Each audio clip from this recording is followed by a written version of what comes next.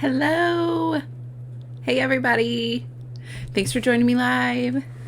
It's day 2 of the Classroom Procedures series. I'm excited.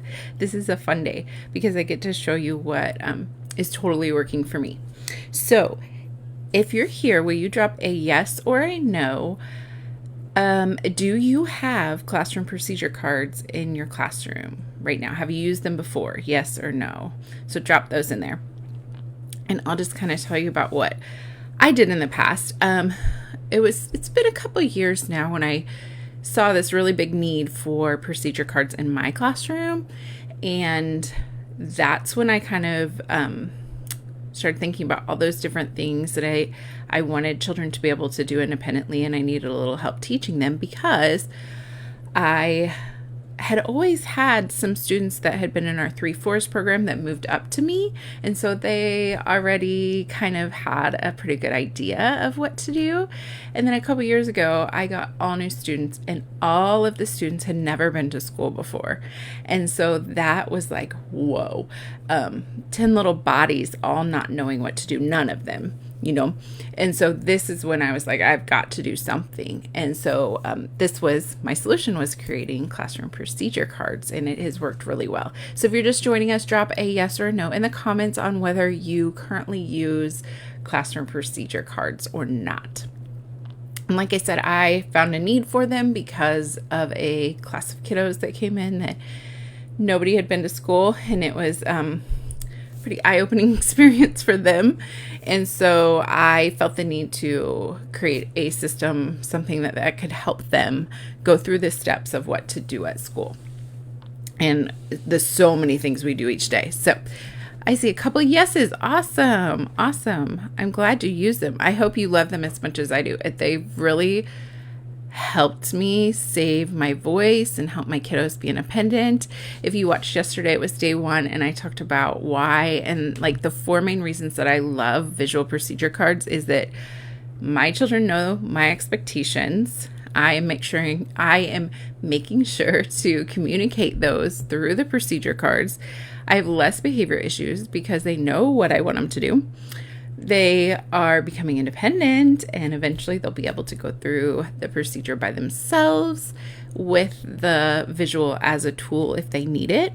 And then, of course, that feeling of safety of I feel like I know what's going to happen here, right? It feels predictable when you're creating those routines, and then they feel safer because obviously they can't learn from you if they don't feel safe in your classroom. Yes, John Purdy is a believer of the value of visuals. It's pretty amazing, isn't it? Well, obviously our kiddos aren't readers yet, and so we do a lot of visuals anyway.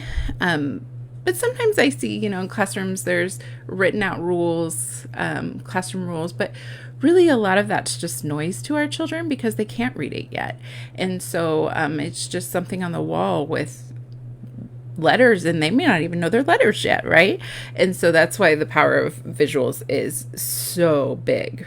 And so instead of just using my voice to tell them what I want them to do and maybe model it with my body, this has allowed me to also put it in a visual form. So that's been awesome. I already told you about my kind of need for it. So I went through and had all these kiddos coming in that had never been to school, and it was pretty chaotic the first couple days. And I knew immediately that I had to figure out something to help me, help them learn how to line up, sit down on the carpet, even go in the bathroom and wash their hands by themselves. That took a little while too. So I just tried to brainstorm all the things that I needed. Like, where are they struggling? They're struggling coming in the door because they need the routine of putting up their backpack, putting their lunchbox in the tub that we have. They needed help with putting their snack away, coming into the classroom and becoming a part of the play centers. They needed help with opening packages and how to ask for help and how to clean up after. It just went on and on. And so my first step was just to go, what is it that they don't know how to do? And at that time, it was quite a bit. I was even having some kiddos who had never cleaned up by themselves before. And so even just a simple cleanup procedure and teaching that procedure So I basically just went through and go, where is my hardest parts of the day? Because I know that I can't implement every procedure right away. So I picked a couple and said, okay, we're going to do these first. And the ones I mainly used were like coming into the classroom, walking in a line, or even lining up for a line, and what we do when we walk in a line, the cleaning up, and then what was the other one? Leaving for the day, like packing up their bags and stuff. So those are the ones I started with, and then I slowly kind of built other ones in. But these have been pretty amazing for me. So the first thing, if you want to try this out, is just decide, like, where do I want to try this at? What time in my day, typically in the past, has been a little more chaotic, and they need so much from you, right? They're pulling you in every direction. If you're having that happen at the end of the day, then maybe a going home procedure would be helpful. If you're having trouble kind of getting them in the door and away from mom and dad, maybe an arrival procedure will help, because then they go, oh, I see what I need to do and I need to go do it. So that might be helpful. But I just wanted to share with you some ideas of things that you could use, or some times or places or transitions that might be helpful with procedures. Obviously, washing hands is a big one. It's going to be a big one this year. It always has been, but yeah, for sure now. And then lining up is a huge one for me. How to walk in a line, how to get your lunchbox for lunch, how to move through the classroom. If you have a lot of runners, this is a great procedure card, because when they're running, you can revert them back to, look, this is how we move through the classroom. This is what keeps us safe. Putting away toys, how to put away books. That was another one that I was going to implement this past spring before COVID, because I kept noticing all the books on the floor instead of put back in the bookshelf. And so that was going to be one that we were going to work through, and I was going to have up for them in entering in the classroom. And I actually have that one here just to kind of give you an example. So these cards, I just printed them and put them in the order I needed them in, and then I put them on like a card stock. But you really wouldn't need to, because I actually added one down here. I don't know if you can see it, but I had to add one in because I changed my procedure one year, and so I just cut them apart and added it, and I didn't, make it too big of a deal. But like the first one is hang up your backpack. So their backpacks are out in the hall. They hang up their backpack. They greet their teacher. They put their snack in their cubby, they put their lunchbox in the basket, and they choose a center. And what I really like about this too is, since I have quite a few kiddos coming in at the same time, their parents actually walk them through this too. And so I show it to everybody, and then the parents help me by going, okay, look, what do you do next? Now do this. And so that's been really helpful. And then, a couple weeks to a month in, they're kind of like, I got this down. And then after Christmas, when we've had a big break, we go back to using it again, right? So I love these cards because they can touch them, they can point to them, they can move through them. And so when you're thinking about assembling them, just a couple tips. I chose to go vertical. And the reason I chose to go vertical is because our children don't yet understand left to right progression completely like we do. We're readers, and so it's very natural for us to go left to right. But it's not that natural for our young children who aren't yet readers, who are still learning about left to right, to go from left to right. And so that's not something I wanted to do for my procedure cards. I want to teach that, but I want it to be more when I'm there, right? I want them to be able to use these procedure cards independently. And so to do that, I don't want them starting at the wrong end. But like if your space was better for a horizontal procedure, maybe you could put a green start and a red stop down the end. Maybe that would help them move from left to right. But that's why I chose to make them vertical like this. So that's just an idea. You can also just take pictures of your kids doing these things, or using kids from the past, right? And you wouldn't even need to use these pre-made cards if you wanted to create your own, and maybe you do it together, right? You walk through it, you model it, you take pictures while you're doing it, and then you have them printed and you put them in order. And you wouldn't even necessarily have to have the words if you didn't want to. I just love adding words. It helps the parents, helps the other teachers, and my classroom helps any substitutes. But, and obviously environmental print. but it wouldn't absolutely be necessary. So that's an option too. It's just to take your own pictures and do it that way too.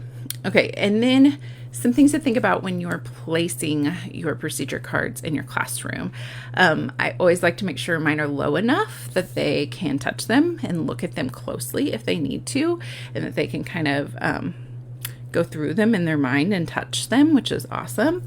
Also, where, like, obviously you're going to have hand washing in the bathroom, obviously, but like I put my cleanup ones, they could be anywhere, right? Because everywhere needs to be cleaned up. But I found that I was having the most problems with children cleaning up in the block center.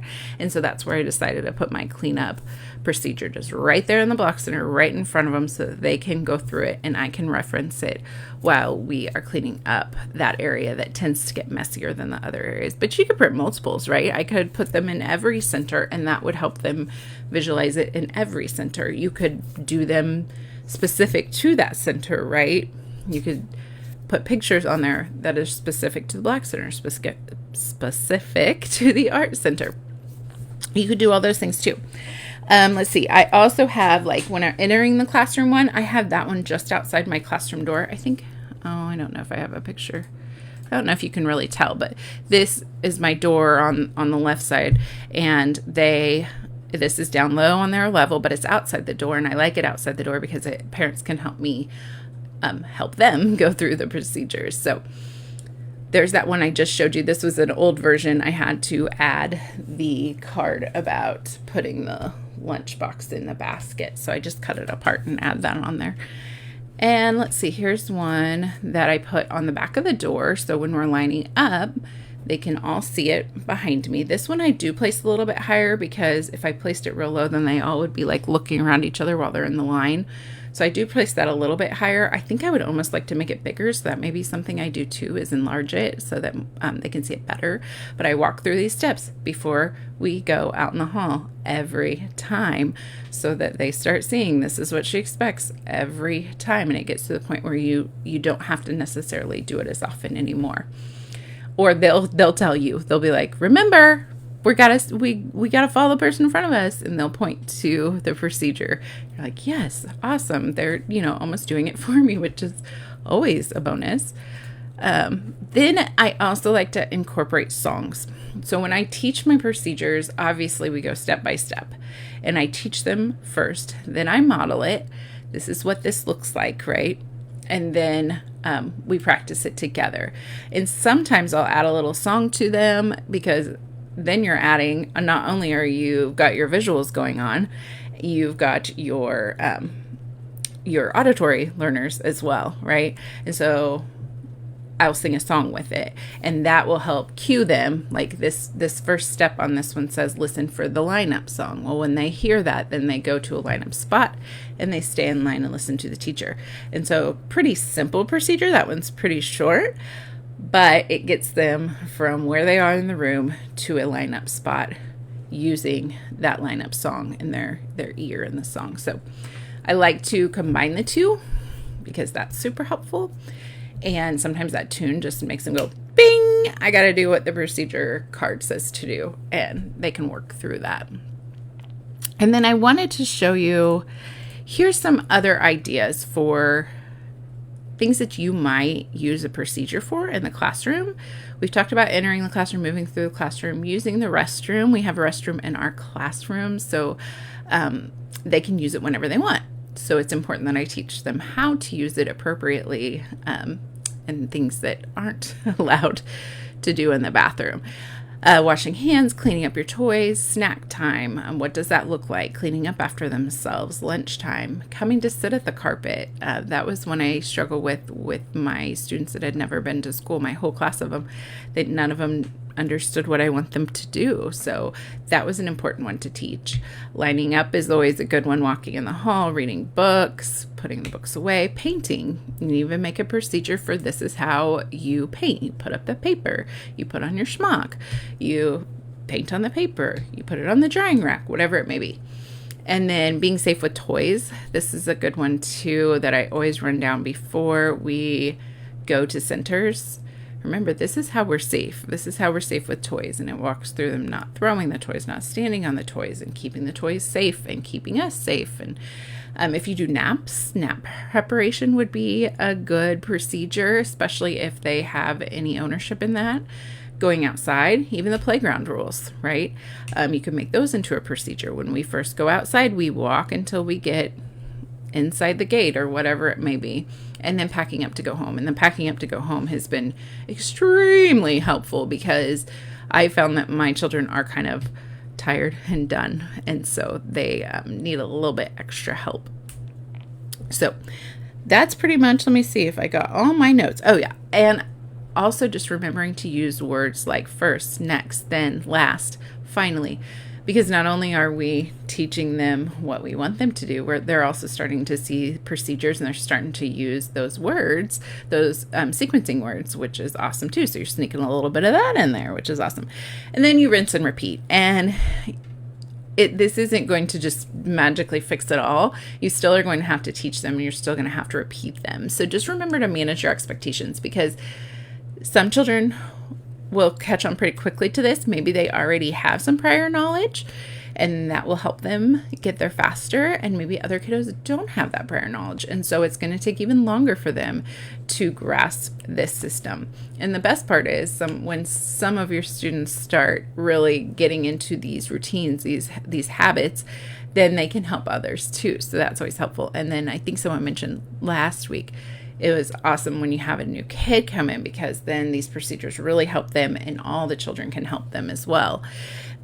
So just manage your expectations and know that, yes, you may have said it a million times and it just wasn't enough yet. And apparently it needs to be 1,000,001, right?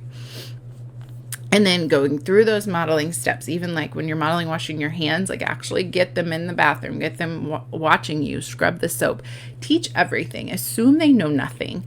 And that will make you successful. That will help you and your class run successfully. And that's what you want. You want a classroom that doesn't feel stressful all the time, because you're constantly trying to get children to do these everyday things and trying to get them to transition, trying to get them.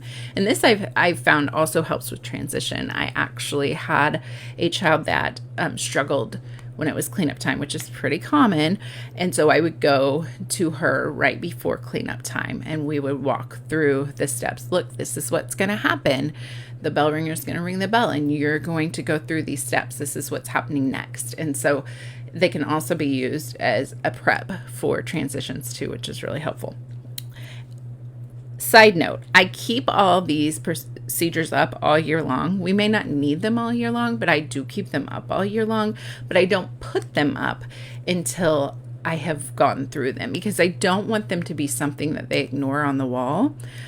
Sometimes there's so many things around them that they just ignore them. I want it to have meaning, and I want it to just kind of show up, and then they're like, what's that new thing on the wall?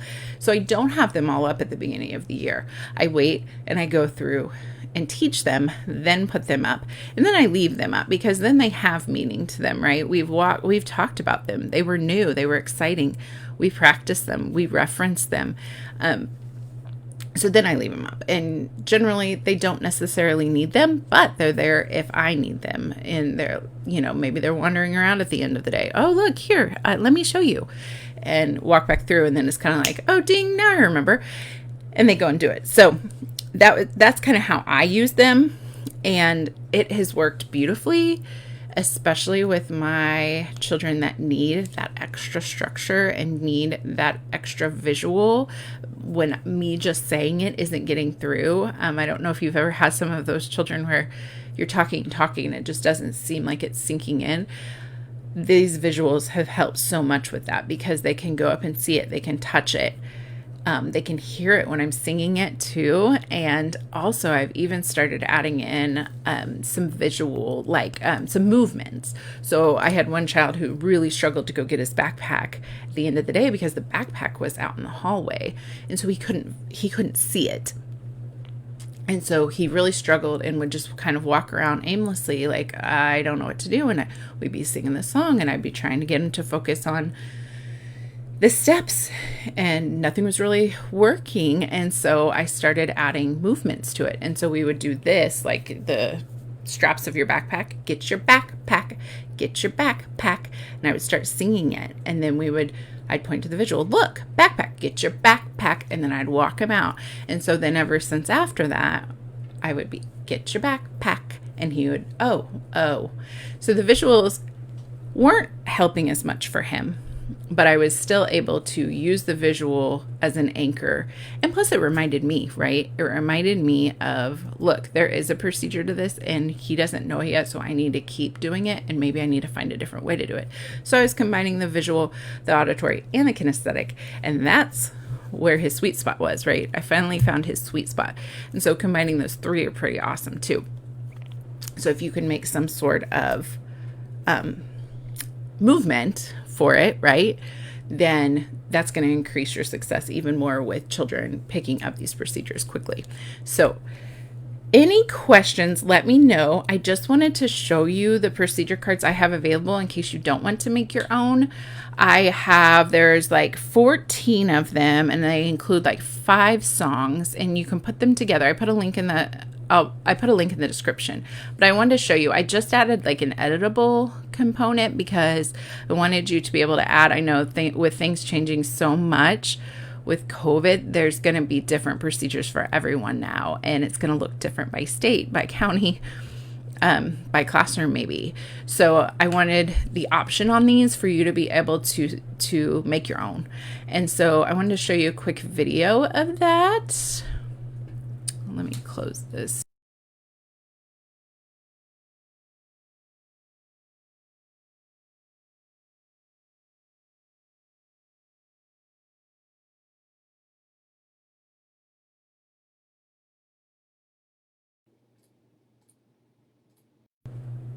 So you can create your own here, and what I like about this is that you can add your own picture and you can add your own text, and it matches the text in the rest of the document. And you can do vertical pictures or horizontal, and you could pick pictures from your classroom, or you could even just pick some clip art that works for you. And then there you can kind of see some of the going home cards and things like that. But I really loved this option because that way you can add your own procedure cards as things may be different for you. And then there's some extra procedure cards in here too if you are wanting to switch them up and move them around, right? So like this one, let me show you, like this one about the put your lunchbox in the basket, that was an extra card that I had made and that worked for me. So yes, I see Veronica asking, are they available? Yes, there's a link to them. Also, that checklist of some procedures, that is available in the free resource library on the Lovely Commotion website. It has a ton of good stuff in there. So if you have not joined, there's a link in the description of this post, and it's got a lot of good stuff. Not only is that procedure checklist in there, there's visual schedule cards for free. We talked about those last time. And there's also transition cards and songs to help you too. So those are all free in there if you sign up. So that's an option as well. And if you have any more questions, please let me know in the comments. And I'm hoping you'll join me tomorrow because I'm going to use these same visuals and we are going to kind of adapt them. I have 8 tips to adapt them if you need to use them in just a little bit of a different way, and just some ideas for you. So I'm hoping that will be helpful too. So that will be tomorrow at noon Central Standard Time. And then next week, I want to dive into schedules because a lot of us are working on schedules as we get ready to go back, and if we're going back and all those questions, right? But I plan on being prepared for whatever. So I'm going to go ahead and make my schedule, and I wanted to share with you kind of how I walk through that. So you can join me next Monday for that as well. But if you have any other questions, please let me know in the comments and I will get back to you. Thank you so much for joining me, and I hope you have a wonderful rest of your day. Bye-bye.